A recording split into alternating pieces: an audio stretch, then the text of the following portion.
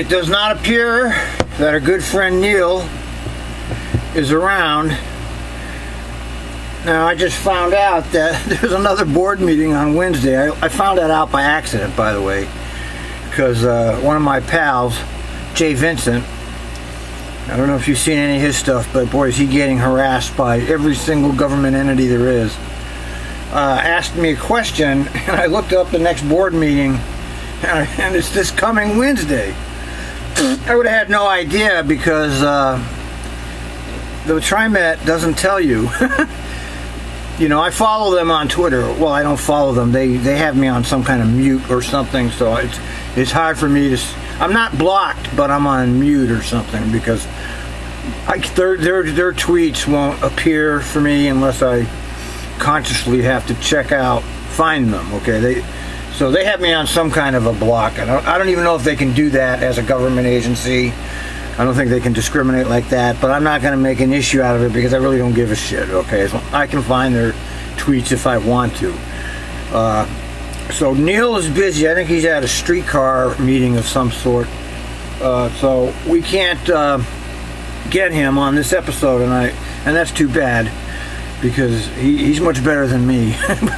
But in order for me to watch these, I have to do this, or else I just can't watch it. I mean, if I'm just watching it and letting all this stuff go into the ether, what's the point? So let's keep going. We're gonna go buy these because I already seen them, and they're no fun for me to watch them again without Neil.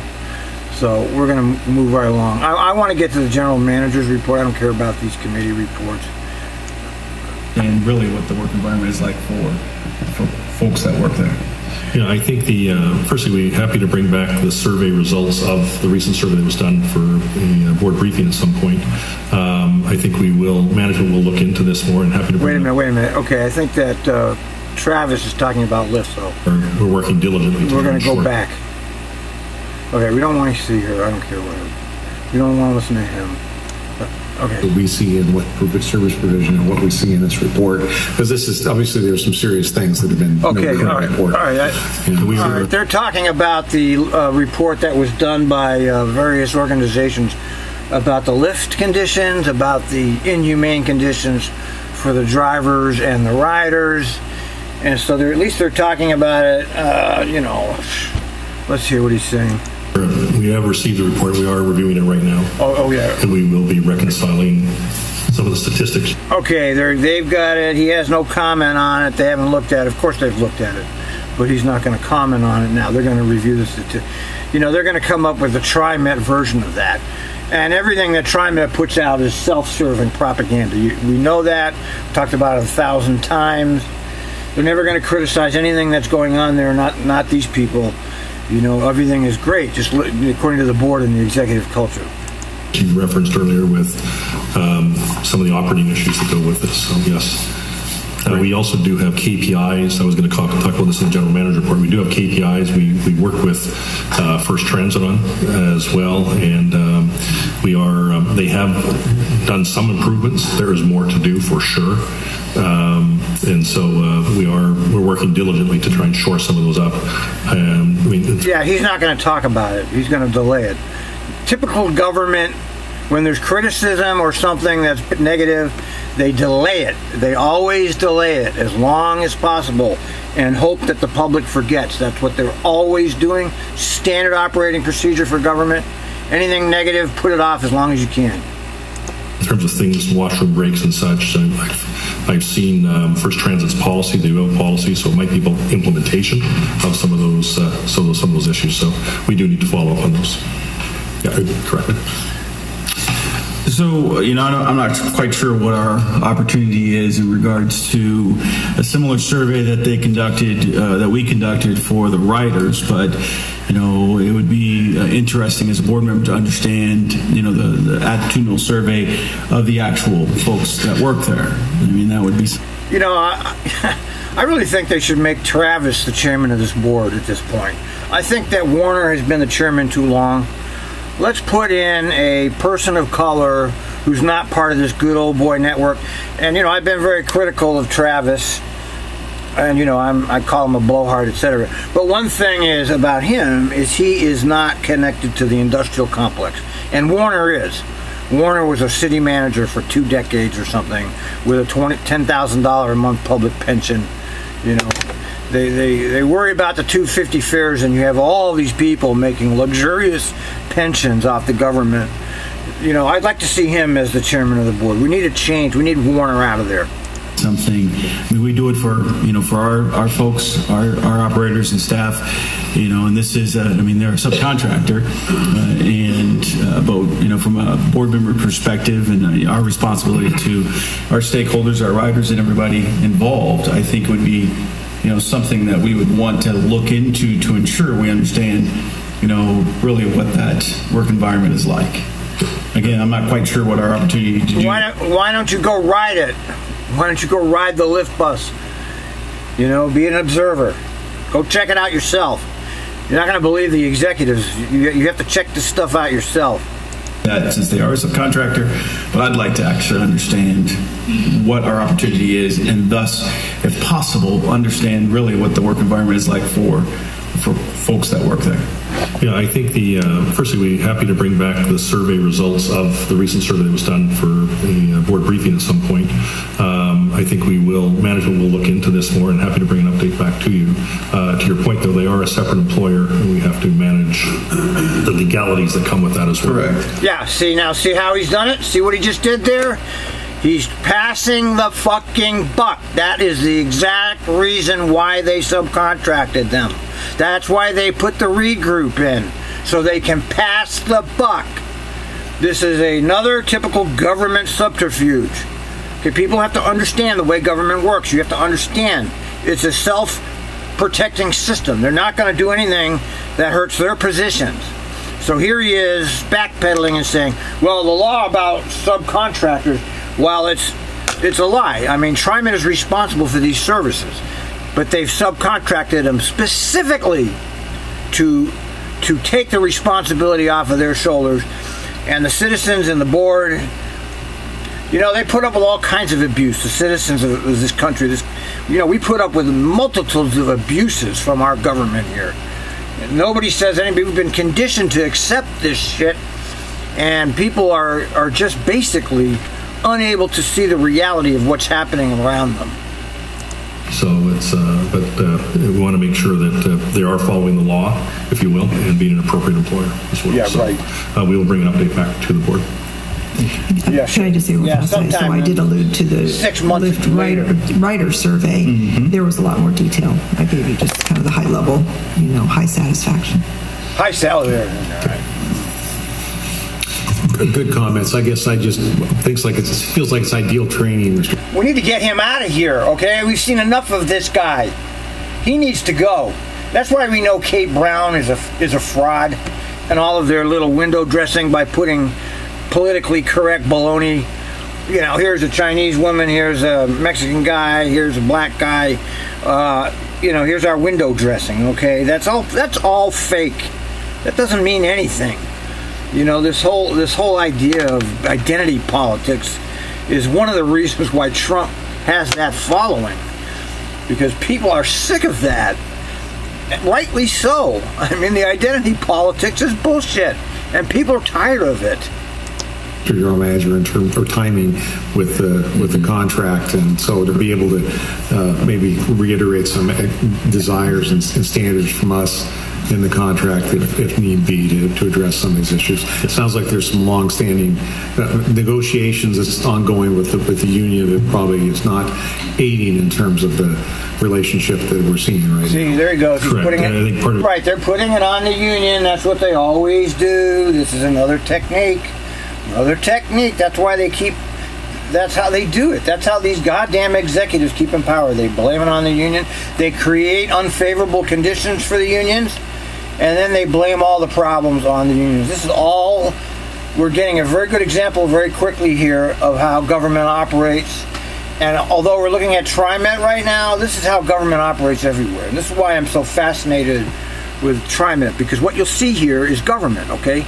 It's the same everywhere. It's the same with Trump. It's the same with Brown. It's the same with Wheeler.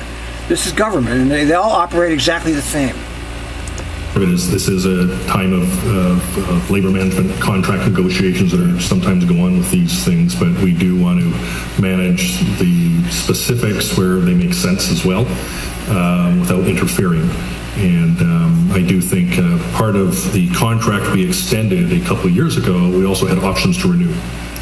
So we kept the leash short, if you will, intentionally by design. Did you hear that? Did you hear what he just said? That tells the tale. He kept the leash short, as in you're the dog and we're the master. Get it? Are you getting it? Does anybody see the truth? These people are the enemy of you. Get it through your head. And that would be part of the review. Good. So we can exercise the... I can't emphasize that enough. I mean, these people really do think you're garbage, okay? These people really do think the general public is trash. And you need to really understand that the needs of the public are not important to these people here. It's all bullshit. Renewal or not, based on actual performance. Okay, great. Based on Thank actual, you. yeah. Why don't we now move on then to the Metro Policy Advisory Committee report? I don't want to hear Director Way. I don't want to. Wait a minute. Is it a new? Okay, wait. Let's listen to this one because. I have attended MPAC, which stands for Metro's Policy Advisory Council or Committee. Thank you. Twice. Since I've became appointed on the Trimet board. So I will do a quick recap of those last two meetings. The first meeting that I attended was on June 27th, so last month. Director Linda Simmons came with me to that meeting. It was an introductory meeting for me, as I have not attended these prior. And the big topic there was UGB expansion, so the urban growth boundary, which we will continue to hear about that in the next couple of months. It was an information and discussion report around a lot of the various cities that are proposing changes due to many of the things that folks have had heard earlier, such as the need for more housing, the need for more transit options. And so 4 cities, Beaverton, Hillsborough, King City, and Wilsonville, those were the 4 that submitted the urban growth boundary expansion proposals. They had submitted that to Metro by the May 31st deadline. I don't care. At the June 13th. I don't care about it. I don't even know what crap that is. I'm not interested. So move along. Okay, now I got. Thank you very much for being willing to step up and be the representative from Trimet. Some kind of government It's a very important committee, and you're going to learn more than you ever wanted to about land use, transportation, and growth boundaries. Thank you. And thank you for the opportunity. It was definitely a lot of information that I was thanking each other. Stop that shit. Neil put this to me, you know, all these thank you.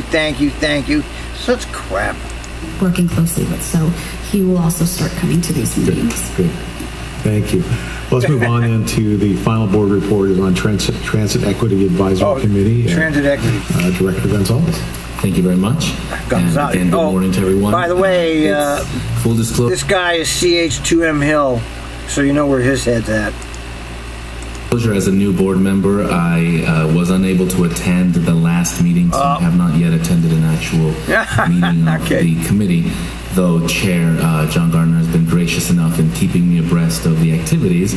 So I'm here today to happily report on all of the actions that have been taken over there. And there's a lot of important work happening at the committee. By and large, there are 5 focus areas that have been developed. In the last meeting, there was a work plan that identified the 5 focus areas as service planning, safety and security, capital projects, Trimet's workforce, and Title VI. So many of the issues that are brought up in today's public forum are your level of bureaucracy, which means nothing. Being deliberated upon through this committee. And as such, with so much work at hand in this work plan, they've also agreed to extend the duration of the meetings to a 3-hour monthly meeting to allow more time to be able to work through the work plan. And so we just had the last meeting was last week, and the upcoming meeting will be in August. Date to be determined. Do we have the date? August 16th. August 16th, the next date. Thank you very much, John. And There were a few updates that were provided at the meeting. The low-income fare has been implemented, and over the last 3.5 weeks, I'm happy to report that almost 1,000 riders have already signed up. And so the reception of this program has been by and large positive, and we're getting some great feedback from users of the low-income fare program thus far. We anticipate that uptake to continue.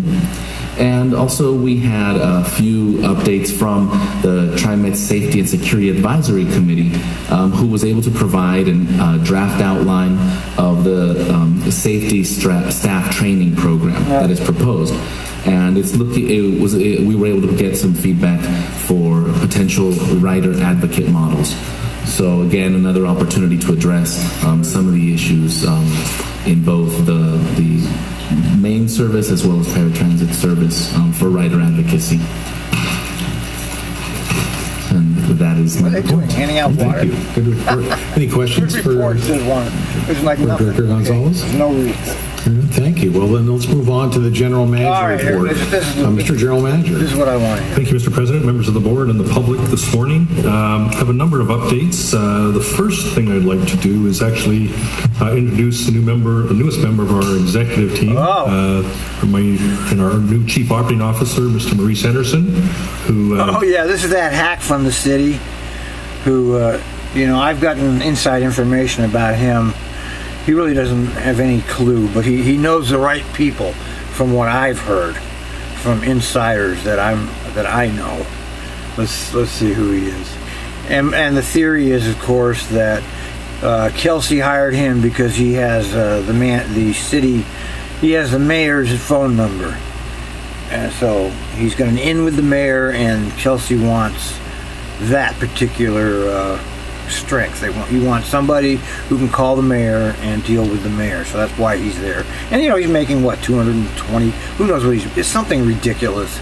Joined us just recently, just a week or so ago, from the city of Portland as from the chief of staff to the mayor, Ted Wheeler. So welcome aboard, Maurice, and look forward to... Come on, get up there and want talk. to raise your hands so we don't know where he's not even going to get up there and talk. Well, now there you go. He should get up there and introduce himself and talk and be questioned. But nope. Good morning. We don't even get to see him on camera. Exciting, where is he? Particularly for me, so I can help get on some other things as well. So where is he? A very exciting time. Where the hell is he? Secondly, I'd like to respond and just maybe add a little bit more to some points Director Bowman had raised on the lift analysis that was done earlier in the year in terms of the utilization to help us understand some of the travel patterns and trends, and also some of the environments that which Lyft operates. Some of you heard today, which we'll repeat the steps forward on that piece. But in terms of ridership overall, we've seen a decline over the past 2 years from about, in 16, from 945,000 users of the system, from 988,000 to about 945,000. But when we look at it, the year of 2017 in particular, we're down about 40,000 rides, and one might go, gee, why the big drop? Wow, they're even losing riders on Lyft? Wow, that's amazing. Was really attributable to the cancellation of many services during that. You go back to the winter of 2017, all the inclement weather we had. So that was really a significant portion of about the 45,000 or just less than 45,000 rides we had. When I compare it year over year, what looks like a large drop is really a pretty flat drop, and we're down less than 0.4%, down about 4,000 rides compared to year over year, if you will. So just wanted to share sort of the baseline going forward. However, the analysis also revealed a shift in the location of some of our riders. Where are they getting on and off? What their origin destination trips start to look like. I think it gets a little more interesting here. Specifically, in Clackamas County, we've seen an increase in trips, specifically in the areas of Oak Grove, Wilsonville, Happy Valley, Johnson City, Eagle Creek, Clackamas, and Estacada. Washington County, the trips are up in Sherwood, Durham, Aloha, King City, and Tigard. And Multnomah County saw an increase in Gresham, specifically in Troutdale. Now, the data in the study also showed there was a displacement of low-income populations from the central city moving more to the outlying suburban communities. So there is a shift going on, which looks like a fairly stable ridership. So there's movement going on underneath, if you will. So we need to stay close to that. Trips specifically, including Portland, Beaverton, Milwaukee, Oregon City, West Lynn, Lake Oswego, are dropping. So it's moving from some of those urbanized centers to other suburbs, particularly the outskirts. So to Director Boyman's point, the trips are getting longer for our customers and our riders, where it was an average of 6 miles, moved up in 2007 to about 9 miles. And the cabs are averaging about 14 miles in distance as well.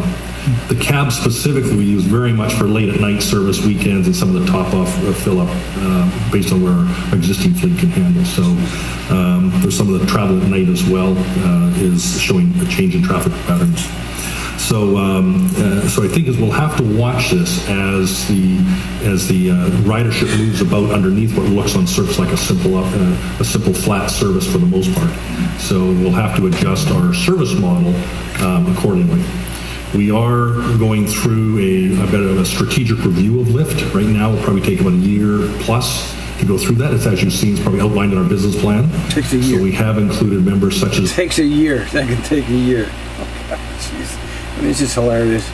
Jan Campbell, Chair of CAT, and others to help us in that journey of strategically looking what's working, what's not, and what does the future look like for the service. In terms of service levels, the types of service. Of course, that should all be in-house. All should be in-house. But Trimet is one of the most neoliberal transit agencies in the country. I mean, they're one of the worst for their neoliberalism, and so they're not going to bring that in-house. They're going to make sure the global elite gets their piece of it, and that's what First Transit is: international global elite.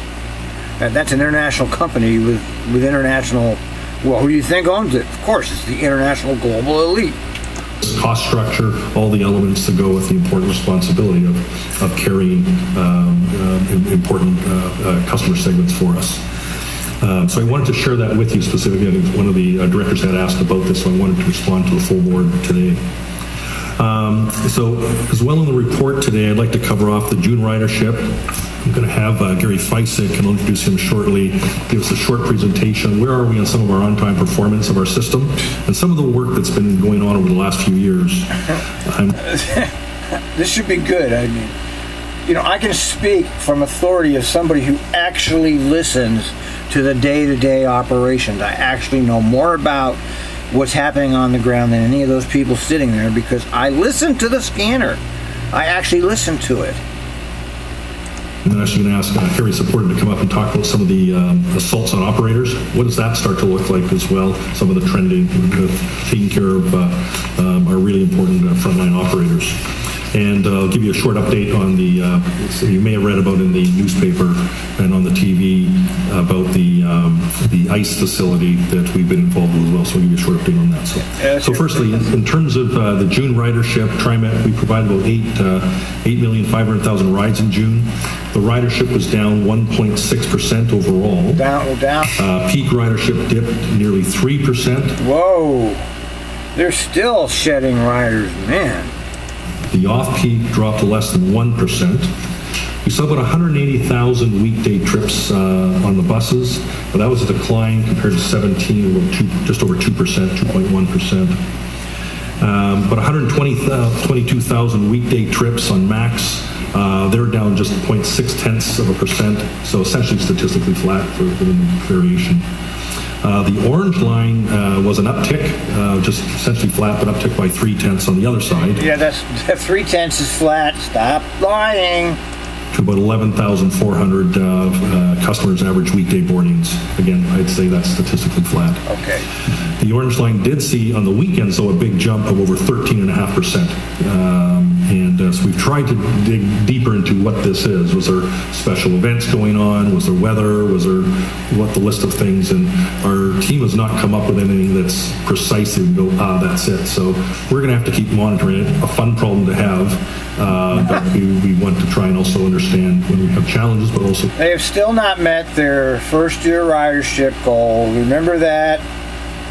remember the first public speaker? He said all of the max ridership projections have been wrong. We have opportunities that we can leverage further as well. West, it was just over 8,000 weekly boardings in June. Again, that continues to be a challenge for this agency and the service. Again, those who use it love it. But we have to watch the ridership decline. They're down about 6.6% from... Wow, yeah, the West, well, we all knew that was going to be a huge rabbit hole. I'm surprised they're losing riders like that, though. Even I'm surprised. It is it's the luxury ride, but it's the same price as the goddamn shit bus. But it's not convenient. It only runs during rush hour. And where does it go? It doesn't take you anywhere. It takes you to a parking lot in Wilsonville to the Beaver Transit Center. So there's actually no direct destinations on it that people would actually use it to get to a particular spot, other than another place where they take something else. Year-over-year comparison. So softened ridership there continues. Frequent bus lines down 2.9%. The trips on lines with a frequent service, they make up about 54% of all of our bus rides. So this is an important segment for us as we particularly look with HB 17, the importance of working with our partners, as some of you have heard today, about the enhanced transit corridors, moving customers, taking less time to get where people want to. That's bullshit. That enhanced transit corridor division is nothing but a gentrification capital project, putting money in the pockets of the capital project's criminals. It's not going to increase travel time. They predicted 15%, which means it's not going to do anything, because all of their predictions are lies anyway. So it's just a gentrification project. They're just stealing your taxes to gentrify that area. I think is, to me, very much of a North Star for where Trimet needs to go as we continue to drive ridership and experience. And yeah, well, you're failing, okay? You're failing. You're failing. Trimet is failing. Let's get that clear. They keep shedding riders. Every meeting, it's less and less and less. They're failing. They don't have a success here. They have a failure. All right? And that's the bottom line. Modal share or market share for those in the private sector to really increase our impact on this region. You're losing impact. We're bringing line 73 up to frequent service along 122nd Avenue. That's great news.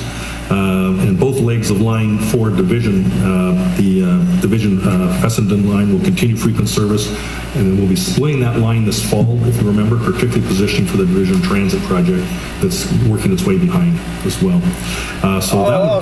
That's why they split it, because they're going to do that division project. Okay. That had nothing to do with making the operators better. They wanted to split it because of that piece of shit division project. My report on ridership. In terms of on-time performance, I'd like to maybe call up Gary Feisick. And the reason I'm bringing Gary up today is sometimes... These are all new people, okay? I've been watching these meetings for quite a few years now, and these are all new people. The funny thing from my point of view is how all the people that I knew are gone, and all these new people are here, but nothing has actually changed. It's all the same, with new faces. And there's people in an organization who really are the glue to helping something get done. And Gary is that example here who really, never heard of him. When I was asked by Neil McFarland, my predecessor, to look, when I got here about two and a half years ago, at what's happening with on-time performance in this organization. Some of you know it had been slowly eroding since just about 2002. Down to a low of about 75% on-time performance for the whole month in December. So since that time, we've been looking at things very introspectively, culturally. So everybody in the region and within Trimet got to play, from capital to our planners to our schedulers to IT to safety security to our operators. Wherever it took us in all directions, to our maintenance team. And I'm going to turn it over to Gary now just to cover off sort of a key highlight of where are we today. All right, Gary. Thanks, Gary, and congratulations for all you've done as a leader in this. Thank you, Doug. Appreciate that. Yeah, you leader. Good morning, and thank you for the opportunity to share the great work that's been done by our Trimet teams to improve on-time performance, operations, and customer satisfaction. My name is Gary Feisick. I'm a business process analyst. A business process analyst. Just what every transit agency needs is a business process analyst. I'm responsible for the bus and rail on-time performance program coordination, training, coaching and monitoring progress of the work. Today I'll talk about the approach and the results of our bus and rail on-time performance program. Our approach. First, I'll describe the way we approached improving on-time performance. Continuous improvement. This slide tells our story, so I'll spend a couple minutes here. The program was designed to improve performance by changing the organizational culture. We made our approach as simple and practical as possible while holding true to our process. All right. Each improvement cycle, or generation as I like to call it, is one fiscal year. Our intent is that... I look at these charts and I'm always amazed at how complicated these bureaucrats make everything. The job of a bureaucrat is to make everything as difficult to understand as possible. And that's what they all do. Improvement projects are selected, planned, and implemented in 12 months or less. In 2016, we recognized that, based on statistical data, bus and rail service performance needed some improvement. To begin with, our leadership provided a clear picture for our future. You see how they always refer to leadership. Even the Trimet Twitter's talking about leadership. I don't know, some kind of a Orwellian thought control thing where they want you to believe that some kind of a omnipotent leader is in charge of these things. And the leaders, I haven't been there in a long time, but the leaders had nothing to do with the people on the ground. Okay, nothing. Zero. State, and the data answered the why question. Our leadership set specific on-time performance goals that were measurable, realistic, and achievable. We formed departmental teams and asked those teams to challenge the status quo. We asked them to take a deep dive into the details of their work to better understand our current operational state. And from there, we identified opportunities for improvement and developed and implemented projects for the remainder of the fiscal year. Let me bust in here again, because the only objective data, when I say objective data, that means data that cannot be argued with or explained or manipulated. Ridership keeps going down, okay?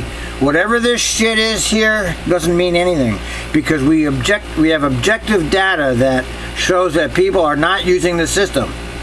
And they might want to blame it on housing prices or Uber, but those of us who watch know better. It's because it's not fucking reliable. Throughout the program, we have consistently and regularly messaged to management, staff, and operators. This included daily statistics, progress of projects, and team successes. We asked Trimet to confront the status quo, focus on the details, and embrace new ways of doing business, while stressing there is strong commitment and support by the Chief Operating Officer and executive leadership. We also emphasize improvement is now an ongoing, normal business activity, just not the flavor of the month. In 2017, we improved our program by refining our continuous improvement processes. We solicited feedback from employees and integrated lessons learned into the program delivery.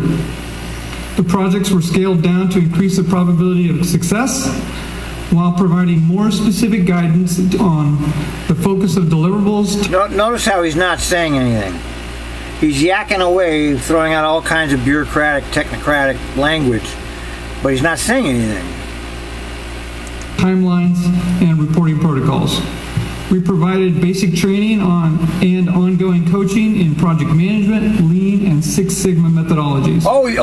In 2018, Lean and Six Sigma methodologies, like we're supposed to know what the hell that is. God, this is something else. We continued with the existing program structure. We also hired more staff. We delivered a major Six Sigma project, which helps to... They hired more staff. Of course. Not more bus drivers. They don't have enough bus drivers, but they have more management. Oh, it makes me sick to watch this. That's why I stopped watching these for a long time. I can't stand this hypocrisy that you're exposed to here. This complete bullshit. Here, look. Lean, Six Sigma. reduce in-service defects, continued our skills training and coaching, and most significantly in FY18, the work began to... I wish Neil was here for this one. I'm sure he would have some brilliant analysis for this garbage. ...flow smoother and produce more predictable outcomes. We now experience implementation-focused, can-do, need-to-improve type of attitudes towards the work, which in my opinion is indicative of cultural change. Why? Organizational structure. There are two separate one-time performance committees, each comprised of a steering committee and a group of departmental continuous improvement teams. Is this a goddamn picture of wasteful bureaucracy right in front of you here? You got all these guys, you got chief operating officers, and then you got executive directors, plural, directors, and then you got senior managers, plural. The program is sponsored by the Chief Operating Officer, who provides leadership and guidance to the steering committee and the continuous improvement teams. There are 9 rail continuous improvement teams and 8 bus continuous improvement teams. Each team is led by a department senior manager or their delegate. God. As the program coordinator, I report to the steering committee and provide support services to the teams. Oh, God, I can't believe it. The main concept of this structure is to have all operating areas working on... Neil, you're missing this. I wish Neil was here for this. He's missing one of the best parts I've seen here. Incremental improvement projects at the same time that eventually sum up to a significant total performance improvement. Most improvements are small, but there have been, and we expect to have, a few breakthrough improvements. Like? For example, okay, what? Maintenance of way installed additional way wheels along the alignment. Okay, which resulted in a major reduction in the number of slow orders. All right, score 1 for Trimet, right? That sounds like an actual achievement. During hot weather.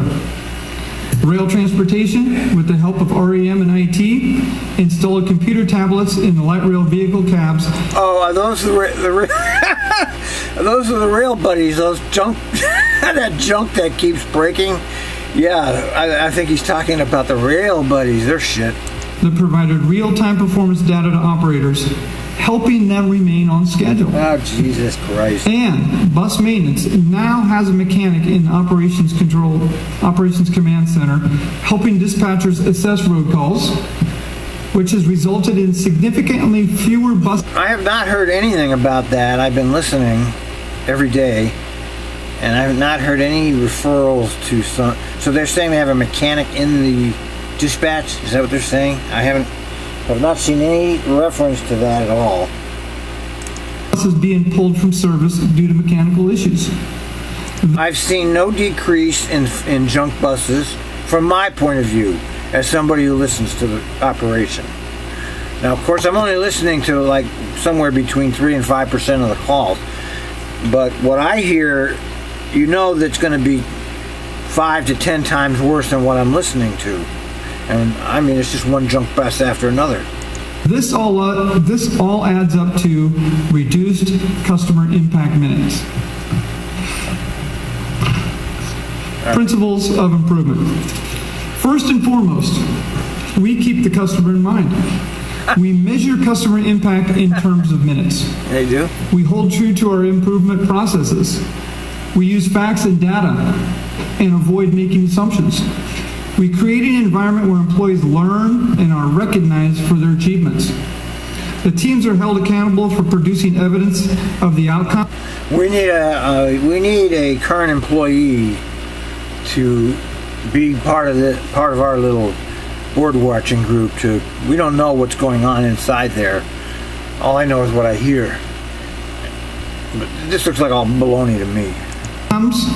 Our processes require labor and management to closely collaborate. And lastly, I don't believe labor and management is collaborating. We just heard testimony a minute ago that the executives keep the union on a short leash, quote, leash. We lead the change through active and visible management support, employee engagement and involvement, consistent communication and messaging, and providing technical support throughout the improvement generation. Results. The following slides will illustrate the statistical results of our efforts. Improved bus on-time performance. Bus on-time performance at 86.5% is up 5.9% since... I don't know. I don't know. There's no way I can check that figure.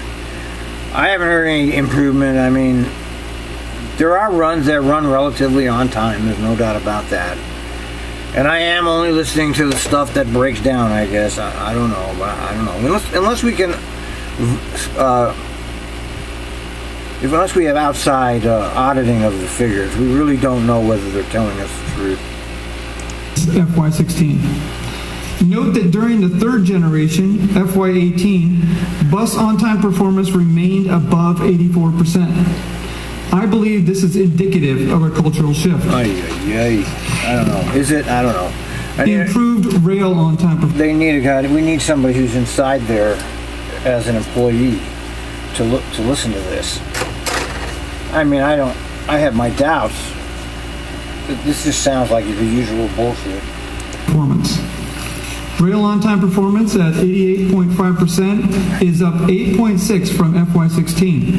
Furthermore, rail on-time performance has not dropped under 85% since September 2. You know, there's a million different tricks they have for that. They trade trains, they switch trains, they turn back. There's a million tricks. So this is not really a reliable figure. This is their figure after they do all of their little tricks to keep things running on time, which is not, they just eliminate whole trips. 2017, more evidence that a cultural shift has been achieved. He's trying to put forth the argument that the culture mentality has changed. Now, how would I know if that's actually partially true or not? I don't have any idea. The people I talk to are all long-time veterans there, and they haven't said anything about any of the, you know. The operators are basically independent contract. They do their own thing, okay? Anybody that knows anything about transit operation knows that the operators of, especially the buses, do their own thing. They're basically not controllable. They march to their own standards of ethics and morality. They're not a homogenous group. Everybody does things differently there. Everybody does things differently. Operational performance. A few of our key sub-metrics.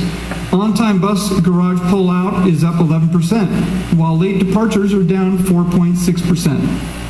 And for rail, on-time yard pullouts are up 5.5%. Yeah, well, as Neil pointed out in one of our past discussions, yeah, it might pull out on time, but 2 stops down the road, the door doesn't close.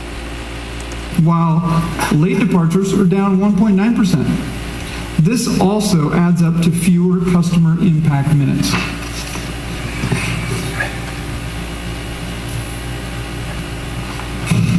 Improved customer satisfaction. And lastly, the data indicates that the number of customer complaints related to on-time performance. I'm going to always go back to the one objective criteria that we have without their bullshit. Less people are riding it, okay? Decreased rider complaints doesn't compute with less ridership.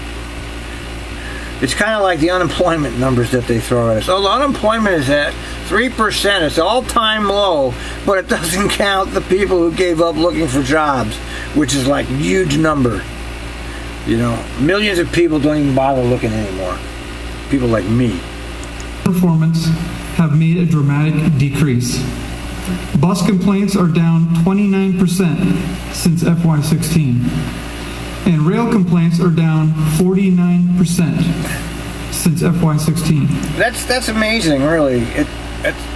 Is that actually believable? I imagine that's got to be. They can't be making that up. But I mean, I have a hard time.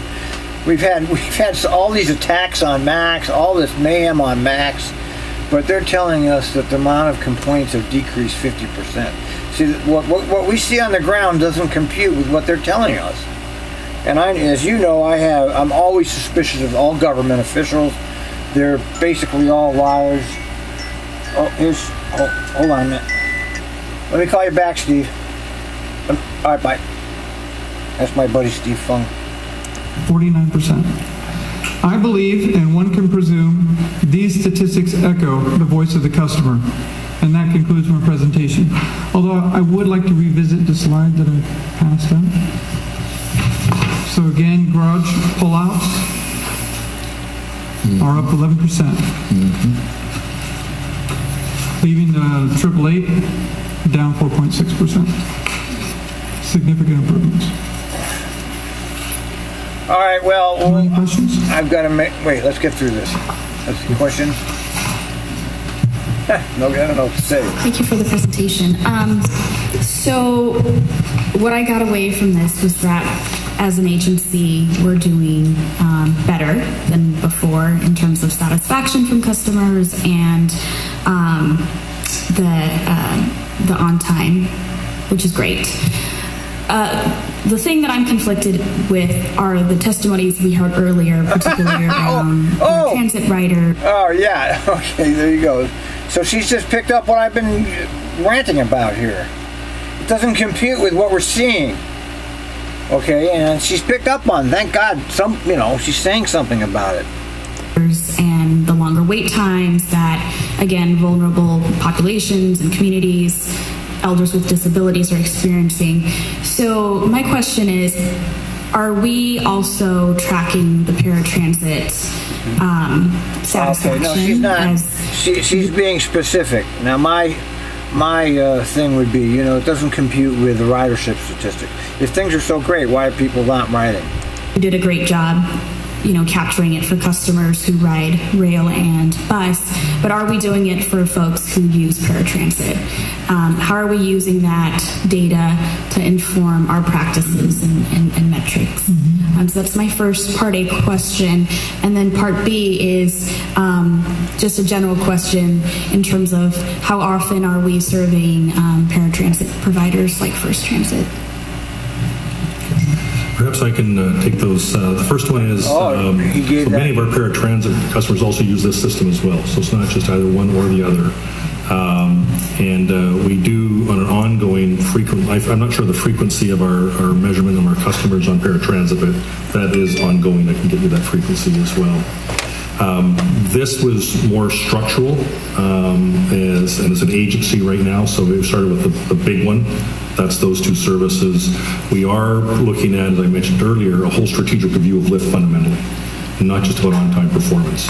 But so that will be part of that. So there are adjustments that are made on a regular basis for our lift customers. Around pickup times, drop-off times, all those statistics are tracked, and I actually go through them every quarter with the paratransit leadership team, Margot Moore and Patrick Pricer. So I specifically get into those details.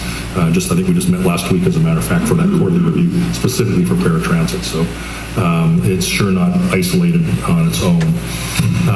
If I can, on-time performance, this to me, as you see outlined in our business plan, this is a strategic issue for several reasons. If I go back and I look at, I'll give you an example, the CEO of Continental Airlines, literally in bankruptcy, the number one metric they chose in bankruptcy was on-time performance.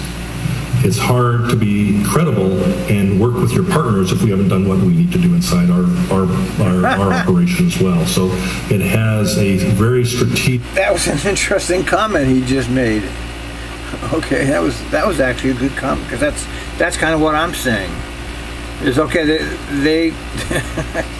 they're talking about how great things are, but their metric on ridership doesn't back it up. Now, if they were up ridership, I could believe it, but they're down ridership. Strategic benefit to optimize what we do, as others talked about today, about us working with our partners to actually reduce travel times.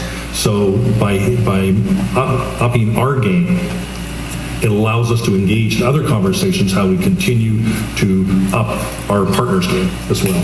So it is the first step in a broader strategy to help this region move. And so paratransit, of course, is part of that. It has different dynamics in its delivery model, but it does work with, they will work hand in glove together. So it will be part of a longer strategic review coming down the pipe. Thank you. And, I think as a board member, I would like to see more of this partnership and more of this collaboration between Trimet, our agency, and the groups that testified earlier, because I think we all want the same thing, right? We want safe, accessible, affordable transportation for all Oregonians. So I don't think there needs to be, and I'm hearing right now there are two different narratives. So there are folks who are saying, with the paratransit that there's far worse outcomes for them than folks who maybe are on the bus or on the rails. So I would like to get to the real issues that some of these vulnerable community members are facing, and for Trimet as an agency to work in collaboration and partnership with those groups so that we can achieve the common end, which is getting our elderly folks, getting folks who need to get to work, getting folks who have medical appointments at the same time.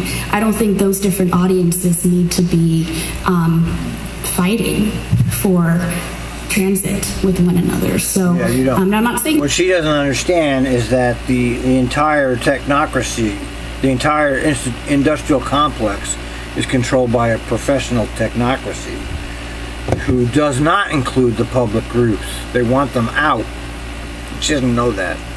And that's currently happening, but I'm hearing that there's various narratives that are going on right now. So as a board member... Yeah, there's various narratives, but I mean, the Trimet narrative is all the people employed at Trimet. I mean, you have to take that with a grain of salt immediately, because everybody that's presenting things here are Trimet employees. Okay, what do you think they're going to do? Talk bad? They're not going to talk bad about their own. You talk bad, you get kicked out. It's a cult, okay? And it's not just Trimet, it's every single group. If you're in the group, you can't talk bad about the group. You have to be positive about the group. I love collaboration. I would love to see more of the collaboration being done in the community. And I think to the Lyft services point, I actually had my great-grandmother use Lyft services. She's no longer with us, but I remember she would get picked up every day from our home. So it's a community issue. It's a personal issue. And I think Trimet as an agency has done a great job providing those services, but it could be more. Oh, yeah, there she goes. Talking about how great they are. That's disappointing. Gary, thank you very much. Thank you. Next, I'd like to move on. A brief comment. First of all, thank you very much. Thank you, Great Neil. report, Gary. Great report, Gary. Congratulations. For what is a systemic change and implementing the Lean Six Sigma. The CMH2 Hill guy is all industrial complex supporting. Yeah, thank you. We believe you. You didn't lie about anything. We'll take everything that you said as fact. Principles and getting them down to the operations level and putting some of those operators in those places where they can make an impact is clearly showing up in the numbers. So I wanted to congratulate you for that.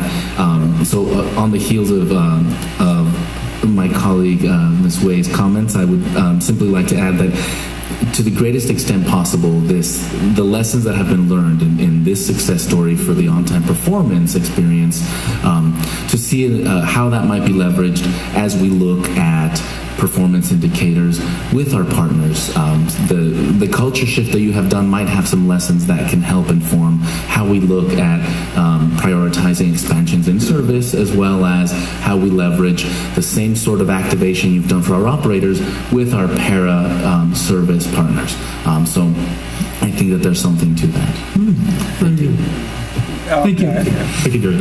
All right, we'll cut it here. I have my buddy, and we'll be back in just a minute on part 2.